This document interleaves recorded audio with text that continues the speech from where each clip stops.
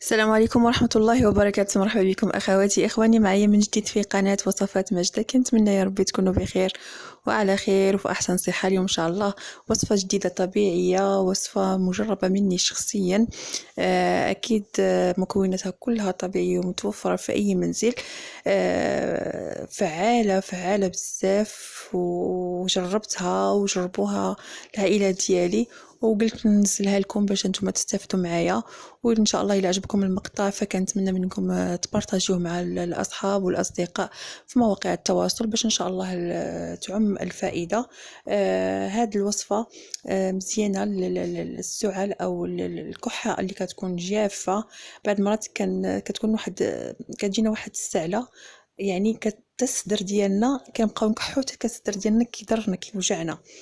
هاد الوصفه راها يعني اش غادي نقول لكم، مخيره مخيره مخيره مخيره. نتمنى ان شاء الله تجربوها، واي استفسار او اي اسئله خليوها لي في صندوق التعليقات وان شاء الله نجاوب عليها. مكونات ديالها ان شاء الله غادي تكون هي زيت الزيتون.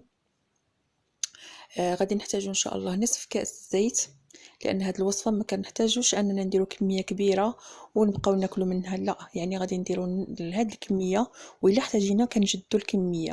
غادي نحتاجو نصف كاس زيت، ملعقه ديال الزنجبيل. هاد الزنجبيل كنأكد ونعاود ما تجيبوش الزنجبيل مطحون من عند اصحاب العطاره او اللي كيبيعوا الاعشاب. غتجيبوا الزنجبيل وغادي تطحنوه نتوما في المنزل، او تشريوه يعني عروقه، وصاحب المطحنه ديال الاعشاب هو يطحنه قدامكم، يعني باش نكونوا متاكدين اننا خدينا الزنجبيل.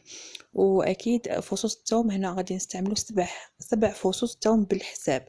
يعني تبعوا معايا المقادير كلها، يعني نصف كاس ديال زيت الزيتون مع 7 فصوص ثوم وملعقه صغيره ديال بودره الزنجبيل. غادي نحتاجو مهراز. الا ما عندكمش مهراز، ولكن كنفضل تستعملوا مهراز. غادي ننزلوا الثومه كامله في المهراز، وغادي نطحنوها ندقوها مزيان حتى تدق لينا، ونشوفوا على انه الثومه ديالنا طلقت هذاك الماء، باش نضيفوا ملعقه ديال الزنجبيل ونستمروا في الهرس حتى تمتزج المكونات كلها. ومن بعد ان شاء الله غادي ناخدو كما بينت لكم هنا في الفيديو، غادي ناخدو هذاك الخليط اللي طحنا في المهراز من الثومه والزنجبيل، ونضيفوه لنصف كاس من الزيت. هنا كما يبان لكم راه مطحون مزيان صافي. غادي ناخدو هذاك الخليط ديالنا كله ننزلوه في هذاك الكاس. واهم حاجه كما قلت لكم ما ديروش كميه كبيره، ديروا هاد المقادير. وإلا احتاجيتوا انه باقي الكحه باقا فيكم، وانا متاكده ما غاديش يعني الكحه غادي يعني من يوم الى يومين غادي تمشي لكم باذن الله.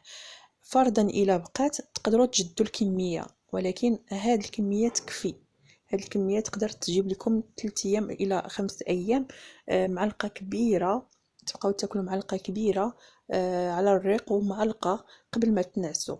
غير هو اهم نصيحه ان هاد الزيت ما نستعملوش في نفس اليوم اللي طحنا فيه. ضروري مثلا الا طحناه اليوم ما نستعملوه حتى يفوت عليه على القليله واحد 12 ساعه. الا خليتوه حتى كتر مزيان، يعني على اقل وقت هو 12 ساعه. اما خليتوه يوم او يوم ونص كيكون هذيك الفوائد ديال الثومه والزنجبيل تلقوا في الزيت، لان ما غاديش حنا نشربوا الثوم والزنجبيل، فقط الزيت ما غاديش نصفيوه، بقاو نهزو غير معلقه من الفوق ونشربوا.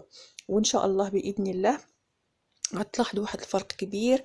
قلت لكم يعني ما بين يوم الى يومين الكحه يا سوف تختفي يا غادي تخفف لكم بزاف بزاف.